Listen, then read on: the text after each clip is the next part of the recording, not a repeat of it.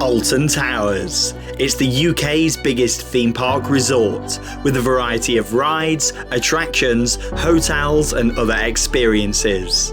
Over the past 40 years, various different rides and themed areas have come and gone. However, to many, the 90s will always be known as the golden years of Alton Towers.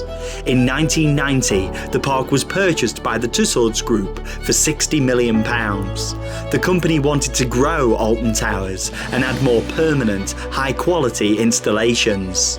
Throughout the early 90s, major new rides and themed areas opened at the park, including the Haunted House and the Runaway Mine Train in 1992, with Nemesis and Toyland Tours opening in 1994. Every year, the Tussauds Group invested in brand new, highly themed experiences at Alton Towers, and in 1996 they even branched out into the world of themed accommodation. The Alton Towers Hotel cost £12 million to build and was another huge step forward in putting Alton Towers on the global map of theme parks. But 1996 didn't just see the opening of the park's first on-site accommodation.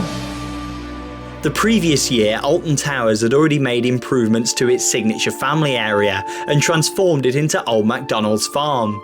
For 1996, the park wanted to continue to invest in the family market and opened Storybook Land. This small but heavily themed new land would split the former Kiddies Kingdom area, with half of it becoming Adventureland and the other part Storybook Land.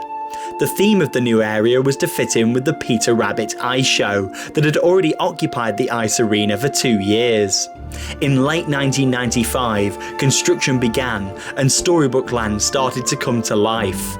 The area would feature 2 large entrance structures, with trees that have faces in them on each side to fit with the fantasy theme. As guests walk under the entrance structure, they'd also be able to look above and see the area's brand new ride. The Squirrel Nutty was the only ride in the area and was a Premier Rides pedal rail ride that would take guests on a journey through the treetops. The station to the attraction was very heavily themed and featured a variety of smaller details. There'd also be a new building constructed for the entrance to the Peter Rabbit Ice Show.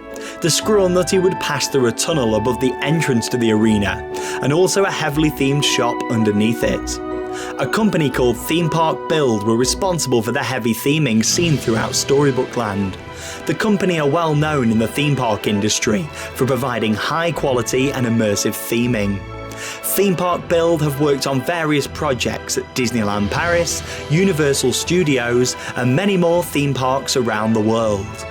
But Storybook Land wouldn't be complete without a huge set piece, something that would sit at the heart of this heavily detailed new area. It needed to be something different and very impressive that would go on to entertain millions of guests, including me.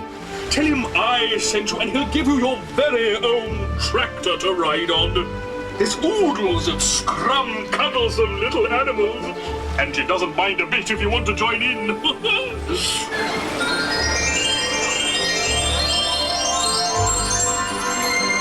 Peter Rabbit is here. You know Peter, with all his friends, such a naughty little rabbit sometimes. But what a dancer, what a skater, so talented. I could have been a wonderful dancer, you know. I had everything. Looks, rhythm, even a free pink tutu. Only one thing held me back, you know. No feet. Perfectly positioned to be seen from the 2 entrances into the area and from an aerial perspective on the Squirrel Nutty ride was the Storybook Land Bookworm. This huge animatronic could be activated by park guests at the push of a button. When the button was pressed, the bookworm would wake up and come to life, entertaining visitors with jokes and also providing tips for enjoying the park's various family attractions. The Bookworm animatronic originally featured many moving parts and would move in a realistic motion to wow younger visitors to Alton Towers. For many years, the Storybook Land Bookworm would continue to entertain millions of guests visiting the park and became one of the most memorable parts of the Alton Towers experience. Over the years, many changes would be made to the bookworm, including various different colour changes. There'd be the addition of a much brighter colour scheme on parts of his body, including adding in more details. The audio was also changed after the closure of the Peter Rabbit Ice Show, with updated narrative and a change of voice. The amount of movement that was originally built into this huge animatronic was certainly very impressive. However, after years of operation, the movement was starting to take its toll on parts of the skin. As the head and part of his body was made of rubber, large rips were starting to appear. As this would be expensive to fix, it was later decided to try and cover up the rips in his skin. The bookworm underwent another paint change, and a white and purple scarf was carefully positioned around his neck to try and cover up the rips that were starting to appear. After the ice show closed in 2006, parts of Storybook Land were left to decay. The former shop and entrance to the ice show would remain closed and left for 10 years. Other parts of the area were also starting to look old and uncared for. This included the iconic bookworm. By 2013, it was clear that the end was coming for what was once one of the most beautiful themed areas in the park. More rips had appeared in the bookworm, and the damage was clearly visible from the pathway. Parts of his body that previously moved had seized up and stopped working. As 2013 progressed, planning applications were approved for a complete update of both Storybook Land and Old MacDonald's farm. These plans would include a removal of this huge animatronic, as the two areas would become one and transform into an area based on the popular CBeebies programs. November the 3rd, 2013 was the final day of operation for Storybook Land, Old MacDonald's farm, and of course the bookworm animatronic that had entertained millions. It was a sad day, knowing a big part of my childhood would no longer exist at the park, and I'd never see the bookworm that I used to love as a kid ever again. From 2009 through to 2018, I worked at the Alton Towers Resort. It was a gloomy Tuesday afternoon, and I was working on some painting at the entrance of the park. We needed to get some more paint, so made our way to the paint storage area located behind the towers themselves.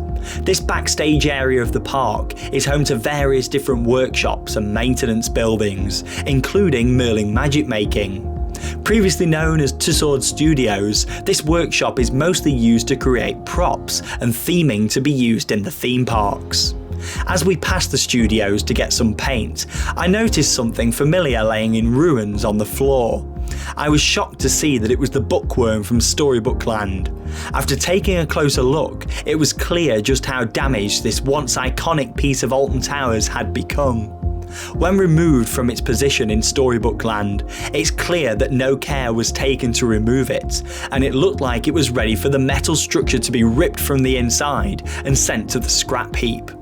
Feeling quite upset about what I saw, I couldn't stop thinking about how this huge part of not just my childhood, but millions of others, was about to be scrapped.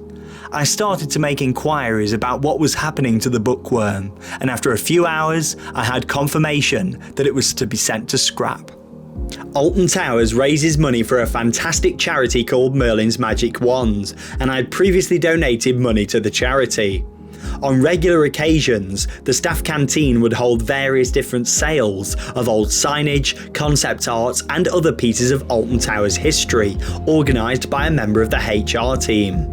I decided to contact HR about the bookworm and what was happening to it. I also decided to offer £200 to support Merlin's Magic Wand. Along with this, I will pay the costs to remove the bookworm from the resort to save them having to do it.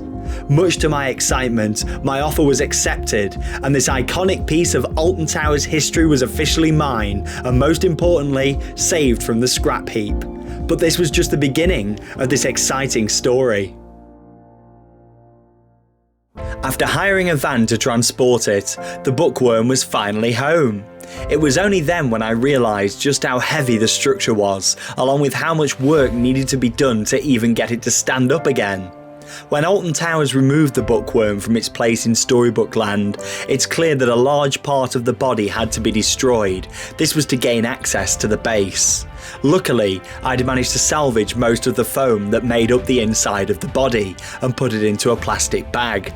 As Alton Towers were planning to scrap it, no care was taken when removing the bookworm, and I soon realised that it would be very difficult to even get it to stand up again, let alone fix all of the broken parts of the body. This is where my dad comes in. He's always been good at maintenance, and we sat down and came up with a plan. Firstly, we built a new base for the bookworm to stand on. We attached some of the existing fiberglass and metal framework to a new wooden base. We then removed a large amount of metal from inside, along with broken wires and motors that used to make the structure move.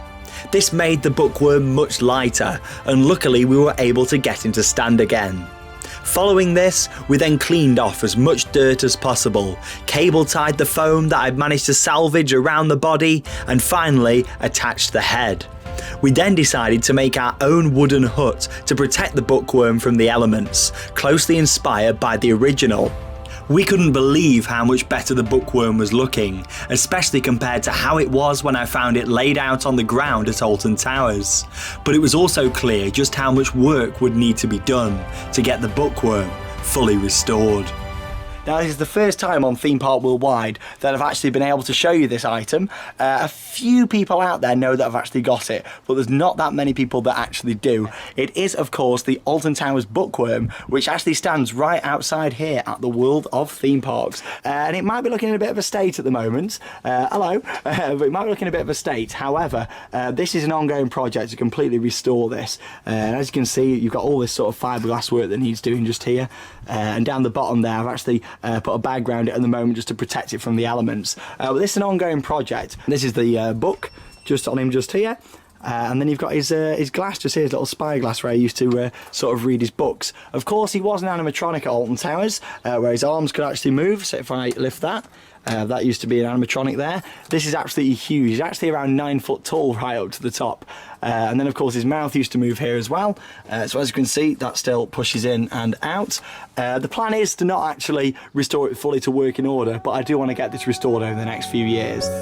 Unfortunately, I'd underestimated just how much work there was to do, and as of winter 2019, only a few small repairs had been done to the bookworm. This was mainly due to the scale of the project and the fact that certain parts were starting to get damaged again because of the weather, even after they had been repainted. It was also clear that this was much more than just a paint job. Access was also proving to be difficult, with the bookworm positioned in a corner, making it much harder to work on.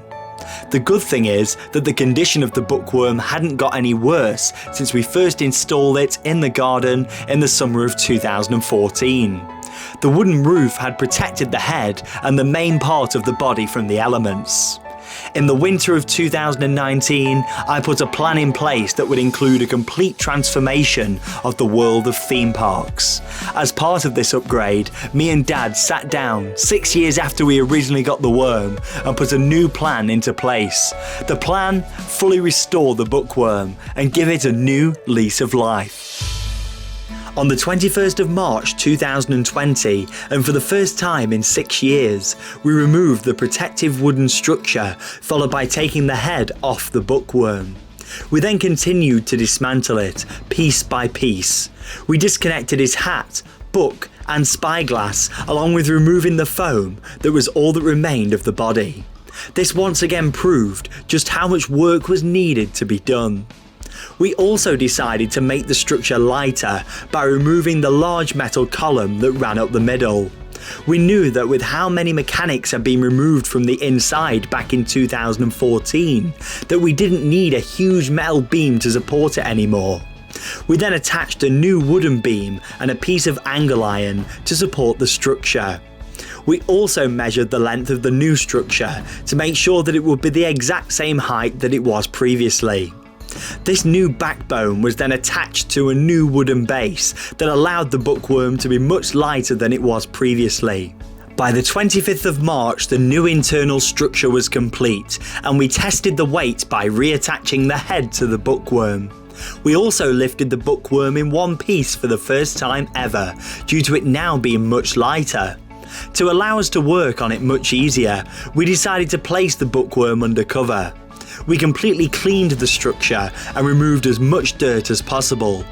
We then attached the original foam that I'd managed to salvage back in 2014 to the middle support of the structure. This allowed us to get a basic shape for us to mould over and create a new body.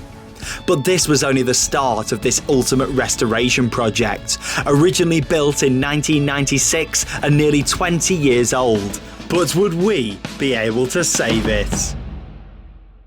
Coming up in episode 2 of Restoring the Alton Towers Bookworm, my dad teaches me a new lesson as we make fiberglass. I realise just how messy of a job this is going to be. And we get our first glimpse at how the new body is going to look. Tell him I sent you and he'll give you your very own tractor to ride on. There's oodles of scrum cuddles of little animals, and he doesn't mind a bit if you want to join in. Well, off you go. I could have been a wonderful dancer, you know. I had everything. Looks, rhythm, even a free pink tutu. Only one thing held me back, you know. No feet.